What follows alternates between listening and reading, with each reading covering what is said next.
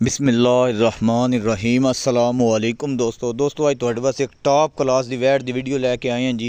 फार cell है, बराए फरोख्त है। लोकेशन जी है वो ज़िला सरगोदा है। मोहम्मद डेयरी फार्म चक हयातपुर जावरियाँ लक मोड़ के करीब है। मोटरवे सालम इंटरचेंज बेरा इंटरचेंज सन नज़दीक लगती है दोस्तों। ये दूसरा वार है गारंटी नाल जी। वड्डी वैट है, बाकी नस्ल बरीड रंग प्रिंट थन लिबास तुहाडे सामने टॉप क्लास का जानवर है। वड्डियां गांवां दोस्तों पुट्ठा चंगा अडर स्ट्रक्चर चंगा गां नूं लग्या, थण चंगा लग्या माशाअल्लाह।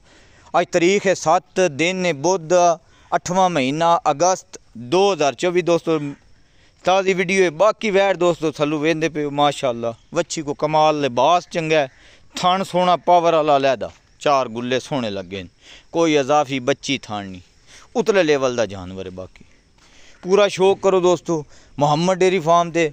बाकी दोस्तों साढ़े जानवर काफ़ी सारे असी अपलोड करते रहने। किसी दोस्त किसी भाई नूं कोई जानवर पसंद होवे तुसी दोस्तों तस्वीर या स्क्रीनशॉट लैके व्हाट्सअप पर रबता कर लिया करो, मेहरबानी शुक्रिया। काफ़ी दोस्त कॉल करते हैं कि मोहम्मद डेयरी फार्म वाले की गां लगी जी, वो किन्ने पैसे ने या लैनी है या लेना चाहते हैं दोस्तों। असी एक गां तो लाते नहीं, काफ़ी सारे जानवर अपलोड करने तो इस वास्ते मसला बन जाता साढ़े वास्ते तुहाडे वास्ते। बेहतर हाले तस्वीर स्क्रीनशॉट लैके। बाकी माशाल्लाह वैट टॉप क्लास दी दोस्तों। 25-26 लीटर वैट का पिछले सूबे का मिल्क रिकॉर्ड है। ऐतकी भी अल्लाह पाक कहते साह लम्मे करे दोस्तों। 25-26 तो वधे दी घटे दी नहीं इंशाअल्लाह। वड्डी वैट है। बाकी दोस्तों बरीक पुट्ठा चंगा वैट को नस्ल पूरी नवाब चीज़ है। बाकी कीमत की गल करिए दोस्तों, कोई अदा 6-6.5 मुल नहीं करना दोस्तों। 5,25,000 की जिस दोस्त को पसंद होई वो रबता कर सकता है तस्वीर या स्क्रीनशॉट लैके व्हाट्सअप पर तो साढ़े नाल सौदा फाइनल कर सकता है। बाकी लैने का दोस्तों तरीकाकार है वे कि तुसी कोशिश करो टोकन बयाना लाजमी दोस्तों। टोकन बगैर तो या टोकन बयाने तो बगैर तो दोस्तों कोई पाबंद नहीं। असी किसी दोस्त दे हर वीडियो गल करी दी उस बाद जानवर असी वेच छड़ी नाराज़गी नहीं लैनी। हाँ तुहाडा टोकन बयाना होवे दा असी पाबंद होवांगे। थणा दी दंदां दी साडी गारंटी होवे इंशाअल्लाह। डिलीवरी की सहूलत मौजूद है आल पाकिस्तान, लेकिन जो दोस्त लैके जाएगा वो किराया देने का पाबंद होवे ठीक है। बाकी दोस्त वैट दे दंद वेख लो माशाअल्लाह जी।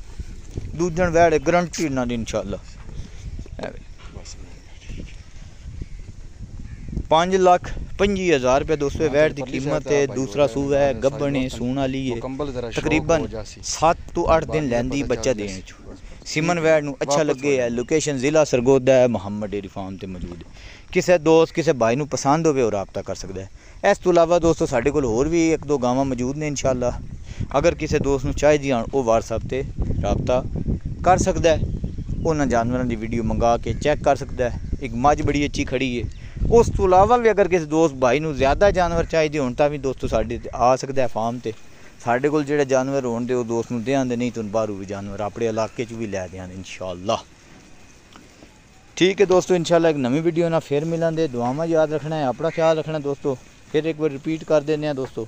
वैट दूसरा वार है जी, गब्बन है, सून वाली है, 7-8 दिन लैंदी है दोस्तों। वड्डी वैट बाकी थन लिबास गुल्ला थणा दी पास बेऐब, कोई दाना कोई मरोड़ी कोई किसी चीज़ की। बाकी साफ जिसम में वैट को चेक कर लो तो वीडियो पूरा जानवर नज़र आ रहा है। बॉडी मोनी ओरिजिनल वच्छी नवाब।